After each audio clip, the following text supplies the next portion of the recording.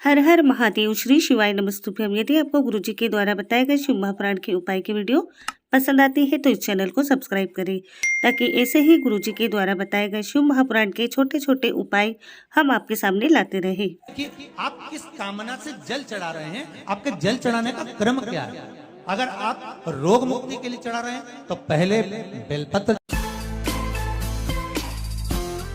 बेलपत्री आप शिवलिंग पर पहले चढ़ा रहे हैं, उसके बाद जल चढ़ा रहे हैं। दूसरा, जल चढ़ाने के बाद बेलपत्र चढ़ा रहे हैं। ये दो अलग अलग क्रम है शंकर भगवान के पूजन के। आप समझ लीजिएगा जरा, ये प्रसंग कभी नहीं आया, आज आया है तो उसको समझ।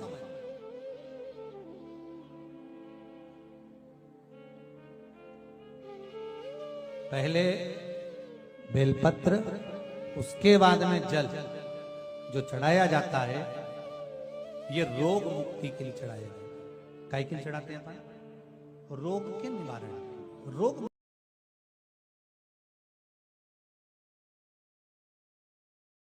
आप शिव मंदिर में जाकर दर्शन करेंगे तो दो चीजें अपने को दर्शन करने को मिलेगी। एक भक्त आता है शंकर जी के मंदिर में, लोग भाव से पहुंचते हैं तो पहले वो क्या करते हैं, पहले बेलपत्री चढ़ा देते हैं, फिर जल चढ़ा देते हैं। और एक भक्त जो शिव मंदिर में पहुंचता है, पहले जल चढ़ाता है, फिर बेलपत्र चढ़ाता है।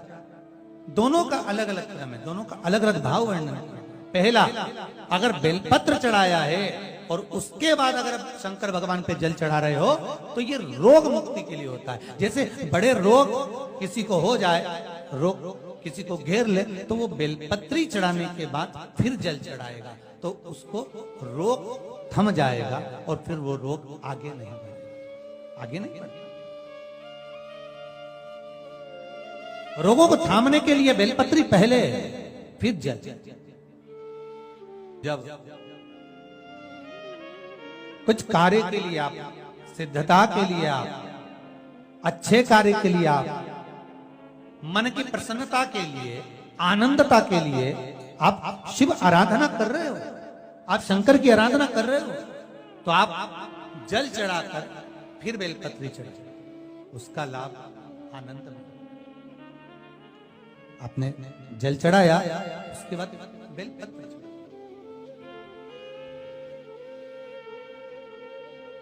बस एक बात का स्मरण आपको होना चाहिए शिव महापुराण का, कि जब भी आप भगवान शंकर को बेलपत्र चढ़ाते हैं, बेलपत्र समर्पित करते हैं, बेलपत्र समर्पित करते समय प्रयास करा करें कि ये बेलपत्र को जब भी आप समर्पित करें, प्रयास करें कि बीच की जो पत्ती होती है बेलपत्र की, मध्य की जो पत्ती होती है, उसको अंगुष्ठ से पकड़ा जाए।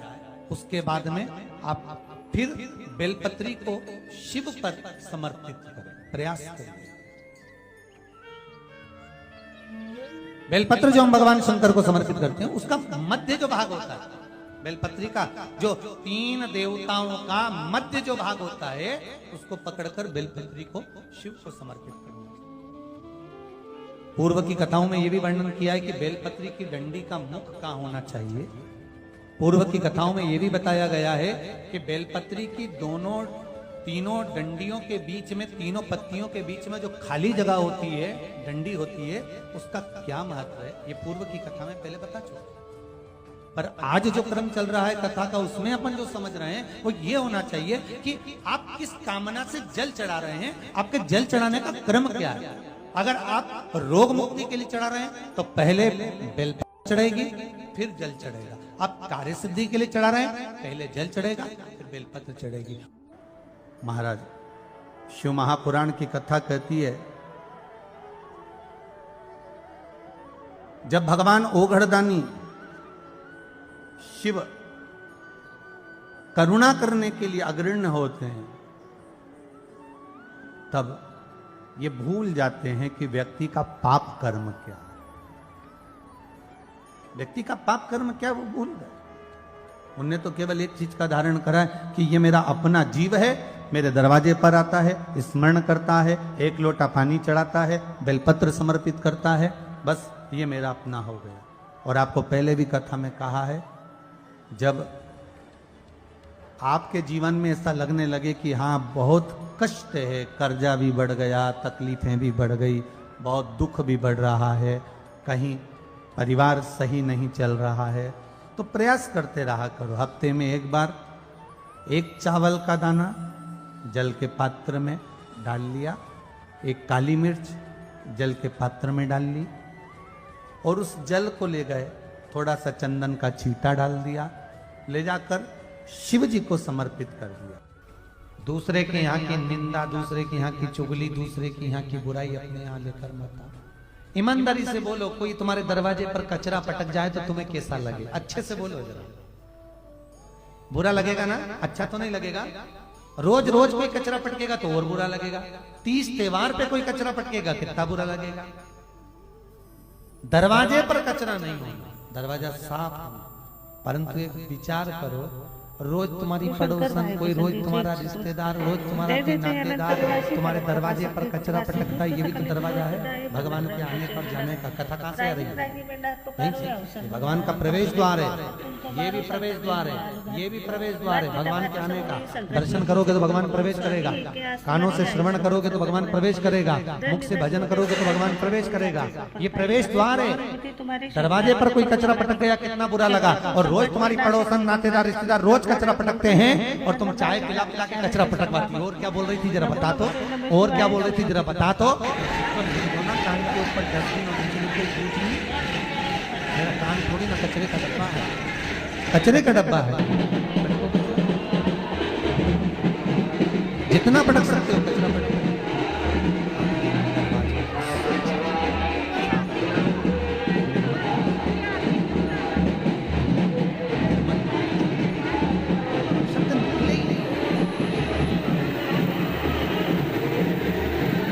कोई कितना भी बोले,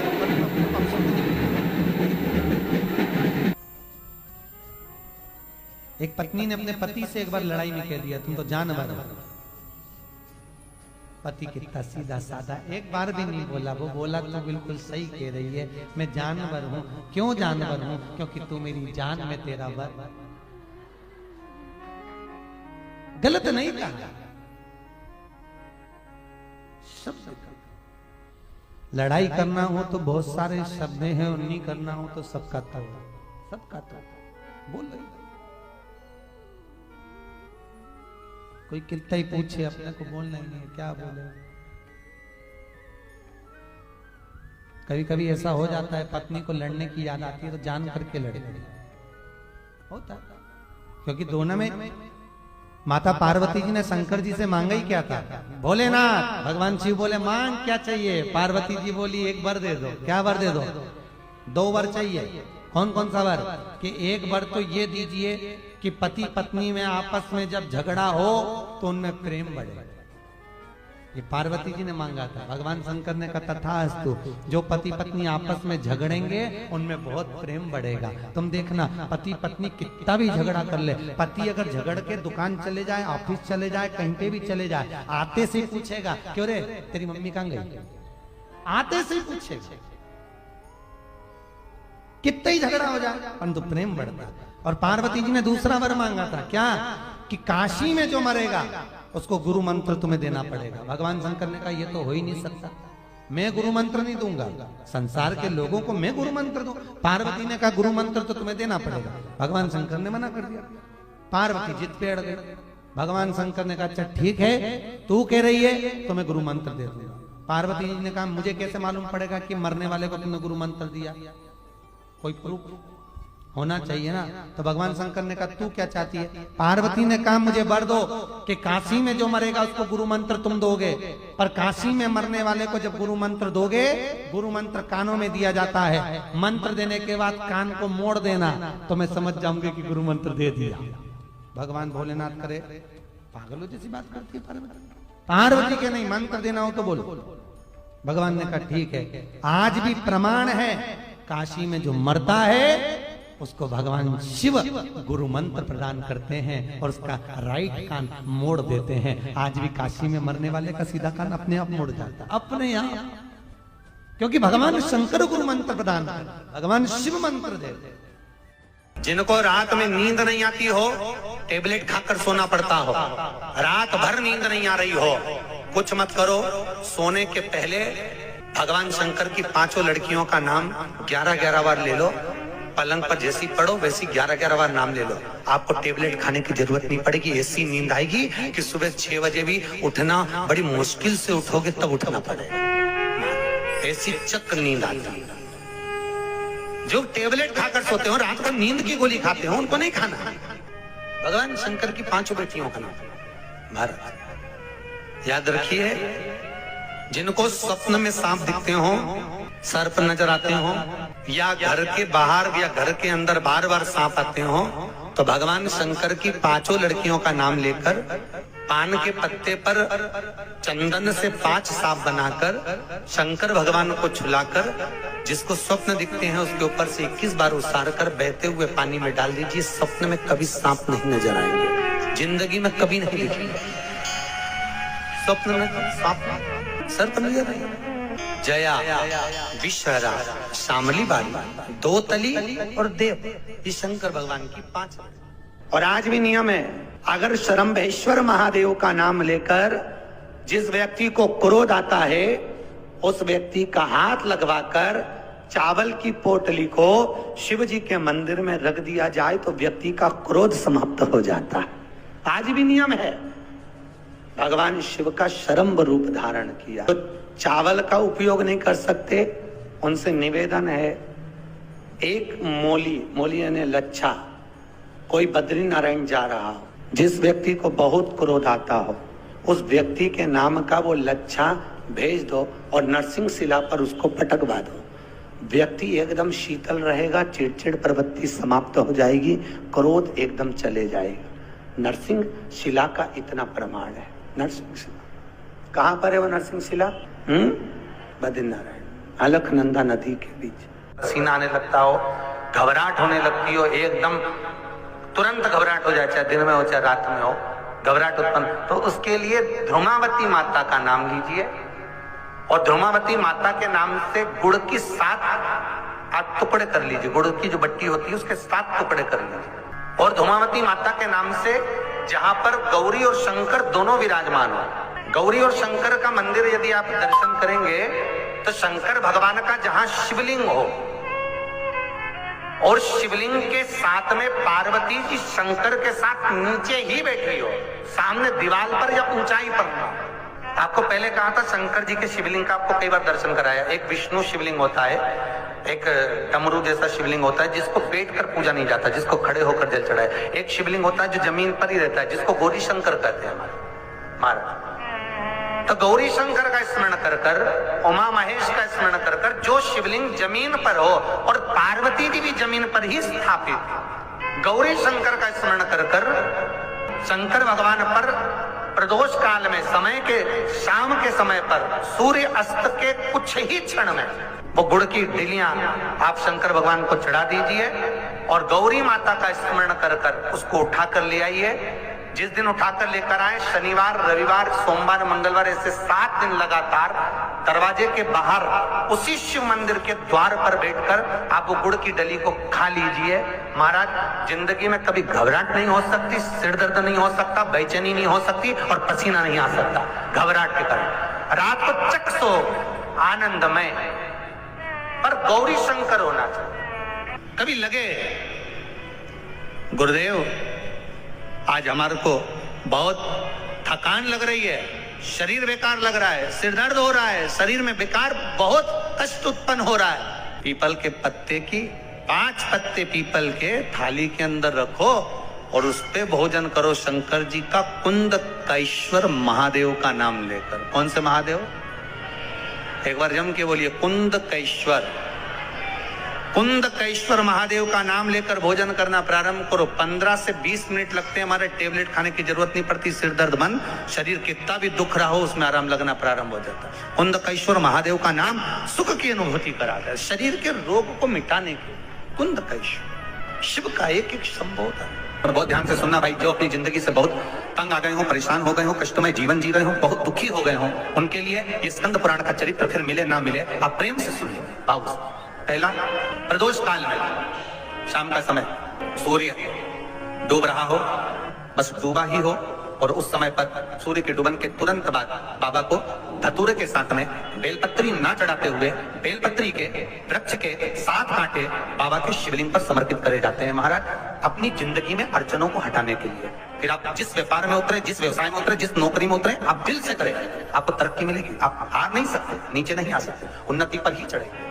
दूसरा, मध्याह्न का समय महाराज, मध्याह्न का समय दोपहर के ठीक 12 बजे, चाहे फिर वो कोई भी दिन हो हमारा, उस दिन भी धतूरे के साथ बाबा को 7 कांटे बेलपत्री के वृक्ष के समर्पित होते हैं महाराज। इसमें आप ये वाले जो कांटे हैं जो दोपहर 12 बजे वाले हैं, अगर कोई मदिरा पीने वाला हो, व्यसन में डूबने वाला हो, कोई जुआ खेलने वाला हो, कोई गलत वेश्यावृत्ति करने वाला या अपने मार्ग से विचलित कोई व्यक्ति है, उसके लिए भी ये कांटे बहुत काम आते हैं महाराज। दूसरा, पार्वती तेरे द्वारा तेरे नयन अश्रु से जो प्रकटा हुआ बेल का वृक्ष है, द्वितीय शूल में वहां धारण कर। तृतीय शूल, तीसरा शूल जो वर्णन करा गया महाराज, भगवान जो भी दूसरा सोमवार पड़े, जो भी पड़े, उस दूसरे सोमवार में रात्रि के समय पर, अर्थात शास्त्र अब घड़ी और पल का स्मरण करेंगे तो रात्रि के बजेंगे 10 से 12 बजे महाराज, 10 से 12 के बीच में धतूरे के साथ बाबा को शूल समर्पित होता है महाराज। ये भी हमारी बाधाओं को, हमारी तकलीफों को, व्यापार व्यवसाय के लिए, नौकरी सर्विस के लिए, बहुत सारे एग्जाम में आप बैठ लिए, गवर्नमेंट एग्जाम के लिए बैठ लिए, नहीं हो रहा, ये 3 बार मेरे शंकर को बेलपत्री के वृक्ष के शूल समर्पित होते हैं, उसका आनंद पाओ। फिर निवेदन करूंगा, दुनिया में ऐसा कोई समस्या नहीं जिस समस्या का कोई निदान नहीं। हर समस्या का निदान है, पर निदान किसी दूसरे के पास नहीं, निदान केवल मेरे भोले नाथ के पास में है। आपको अगर किसी समस्या का सफल आनंद चाहिए तो शंकर की शरण में जाओ। आपको सीहोर आने की भी जरूरत नहीं है, आपको हमसे मिलने की जरूरत नहीं है, आपको पंडित प्रदीप मिश्रा के पास नहीं आना, आपको किसी बाबा जोगी के पास नहीं जाना, आपको किसी के बेल भभूति लेने नहीं जाना, आपको तो शिव के पास जाना। जो शंकर की वस्तु है उसको स्वीकार करो, बस शंकर की वस्तु को स्वीकार करना चालू करो। अरे भाई, शिव महापुराण की कथा तो यहां तक कहती है, यहां तक वर्णन कर रही है, जिस व्यक्ति की नौकरी नहीं लगती, सर्विस नहीं लगती, हर जगह पर अप्लाई कर रहा है, बार बार इंटरव्यू देने जा रहा है, लगातार उसको अगर सफलता प्राप्ति नहीं हो रही है तो धतूरा ढूंढो। धतूरा कहीं बाजार में नहीं मिलेगा, किसी वृक्ष से धतूरा तोड़ लिया, कुछ मत चढ़ा, तू शंकर जी के मंदिर में जाकर तेरा नाम और गोत्र बोल और शिव जी को धतूरा चढ़ाना चालू कर दे और बाबा से विनती कर, धतूरा चढ़ाना चालू कर। अब धतूरा कोई बहुत कीमती होता है क्या? बहुत पैसे का मिलेगा क्या? कहीं कहीं मिल जाएगा। धतूरा तोड़ और चढ़ा शंकर जी को। रोज नियम बना ले कि एक धतूरा मैं शंकर जी को चढ़ाऊंगा, प्रतिदिन चढ़ाऊंगा, शिव जी से जाकर निवेदन करूंगा प्रतिदिन। शंकर जी की प्रिय वस्तु में धतूरा, बेलपत्र आदि कादि की तो है, क्या है? चढ़ा रोज एक धतूरा, फिर वही धतूरा जिसकी गुरु जी के द्वारा बताया गया शुभ प्राण के उपाय की वीडियो पसंद आई है तो इस चैनल को सब्सक्राइब करिए। धन्यवाद। वही धतूरा वहां चढ़ा है।